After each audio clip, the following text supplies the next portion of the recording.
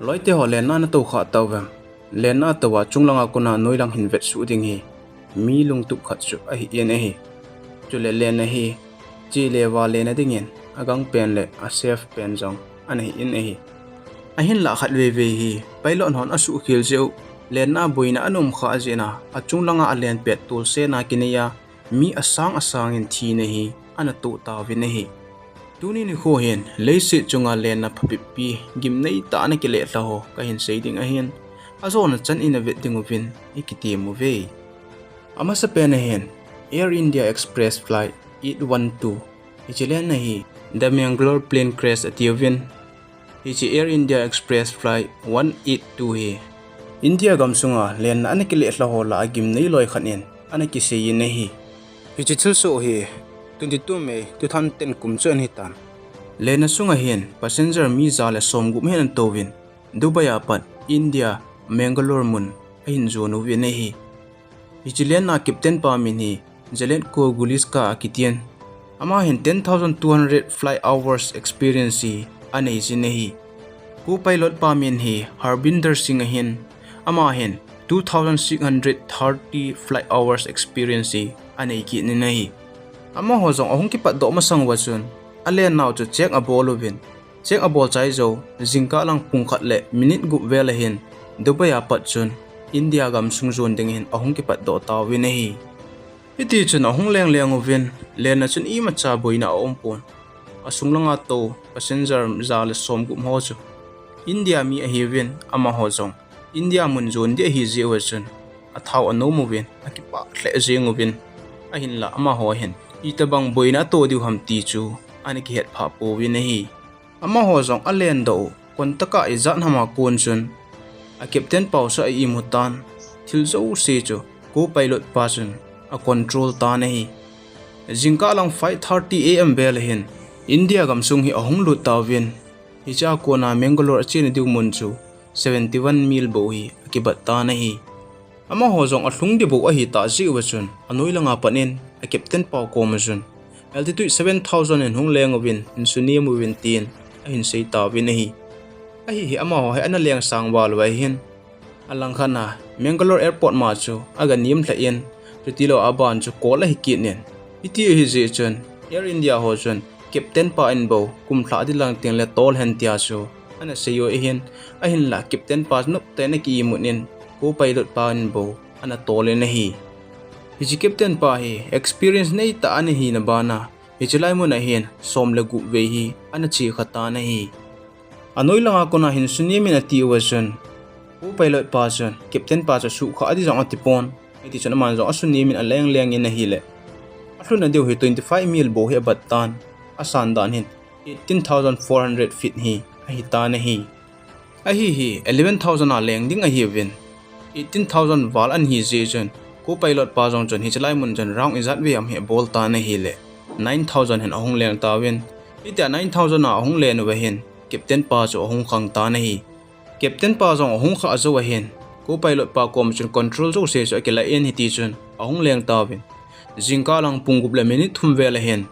ama jong chun anoi langa ho koma len tha ding ati ni ti chun permission he kela en hi cha chun 2.5 mil bo he ki battan a hin la asan dan hen 6,000 feet a finalizing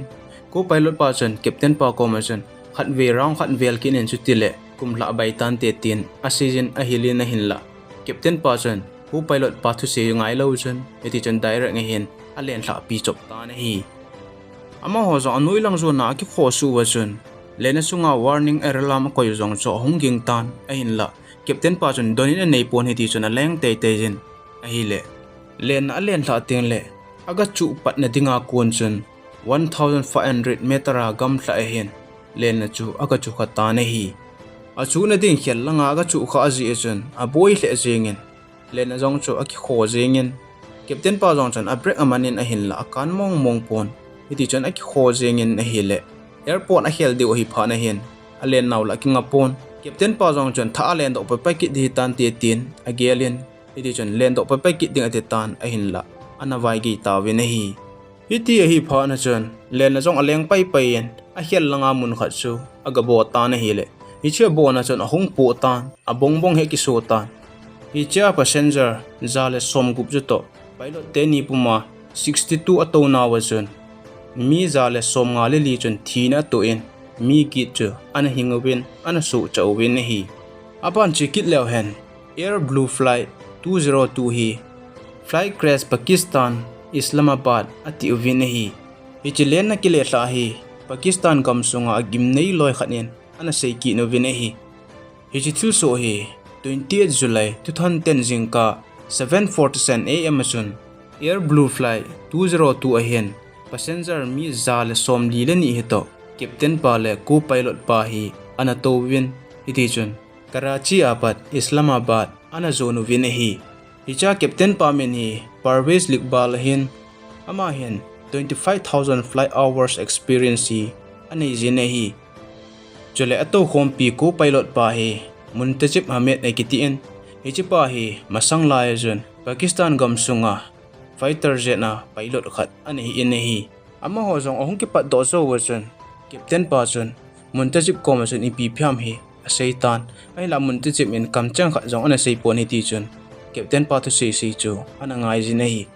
captain pa in ipi thu asei ham hi chi thu asei chu hi Lenna sunga black box recorder khat hi a umen hi cha chu Lenna sunga thil so han lang thil ki sei jo se recording hi aki bol pen hi hi black box si Lenna zo se na umen yam te Lenna chu akilehlha a pu ke jong le hi black box recorder hi ase thei pon ase thei loading in asi mu vin hi ti chon ma ho jong aleng leng vin e hi le achi na diu Islamabad chu anai hoi jeng tawin hi cha chun huile go hung ki tho in van ahung thimin alam pi u chu amu ha hle jeng tan ti pa chen captain pan jong Lenna chu nef munin akoi ta ne hi chi nef mun hi izam tia hi tia huile go ki tho a lampi amu lo ten lew hi chi a on wa hi le achi na diu location chu hi Lenna hin azui jeng chu a hi in ahin la ama ho a nef mun hi ana phapun ana si in captain pa chon ane hapon captain pa chon hi chi ki ona location direct in chejing nan te tin ana gelin iti chon che win ne hi le achina diu airport mun chu ana khel ta win hi ta airport mun a khel wa chon anui la hon a hin heta win a het wa chon ama hon jang captain pa so a hin contact pa win iti chon Lenna jong cha leng in pu hong ti mu chit pha na hin captain pa chon a ve en hi le mul khat ata di we hin ahong ta ne hi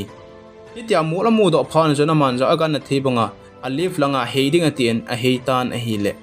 avai ge phan chon aman jong achung langa len to kiding atien hi ti jon aga he tan a hela he na chu force a he je chon a hin ki he bal tan a he bal pha na chon control ji ta pon hi ti jon aga leng phein mul chung mun khana chon aga chu in apu ke ta na hi tia apu ke pha na chon Lenna jong cha che thajeng tan asunga to se jong asu cha am lo chun ana thi su ke win hi aban chi kilehlha Delta flight 4819 ekitin loite ho hi chi Delta flight 4819 hi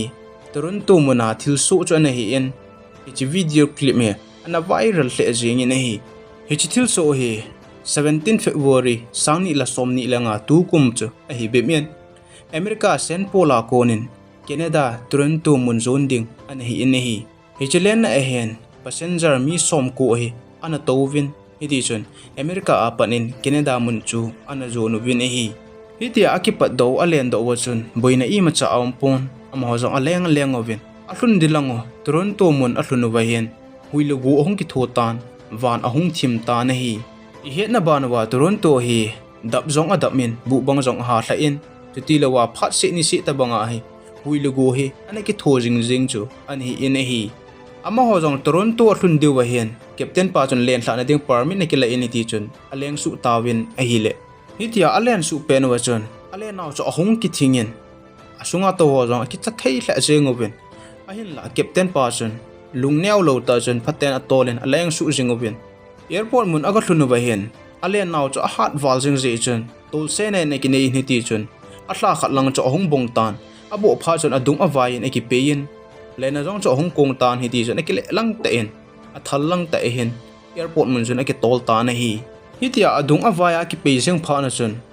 anung langa adon ho jong cho abalgam tan titilawa a engine ho jong ahung kong tan Lenna jong cho kong thla jengin aki tol in hi ti chon airport khel lang pe mun o mun khana hin aga kinga ta na hi hitia akinga anga chun akim vela amo chun atel lut payubin asunga passenger to ho jong cho peng la sing ubin amo jong cho khakhane la to ubin ahile athi amang cho khat cha num povin akisukha anu movin ahin la tita a serious ta akisukha jong chu anu povin ahi anoi langa anum ho chun hitia Lenna phat chun ama ho chun asunga to ho chu asu cha am ta povin te thigam tawin te tia ana gialo che hin ahin la ama ho ge lo lang pe chun akisukha cha nawin ahin la tita serious ta akisukha jong povin athi amang jong anu povin ahi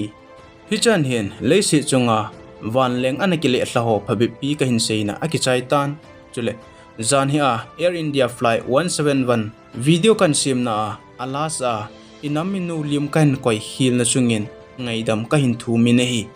chule Air India flight 171 chungchang hi akichit tiang le khatve video hin sim ki deu hen ananga jingoi te